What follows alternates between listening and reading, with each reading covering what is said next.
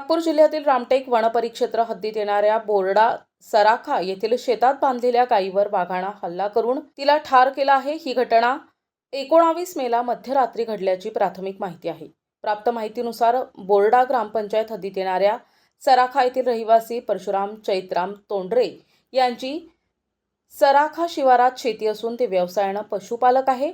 नेहमीप्रमाणे जनावरे शेतात बांधून ते घरी गेले असता सकाळी येऊन पाहिले असता खुंटाला बांधलेली गाय मृत अवस्थेत दिसून आली। पशुपालकानं याची माहिती गावचे उपसरपंच पंकज चौधरी यांना दिली। त्यांनी घटनेची माहिती रामटेक वनविभागाला दिली। वनमजूर रामू कोकुडे यांनी घटनास्थळी जाऊन घटनेचा पंचनामा केला। पुढील तपास वनविभाग करत असून पशुपालकाला नुकसान भरपाई देण्याची मागणी वनविभागाला करण्यात आली आहे। प्रतिनिधी अजय मेहरकुळे, NTV न्यूज मराठी, रामटेक, नागपूर।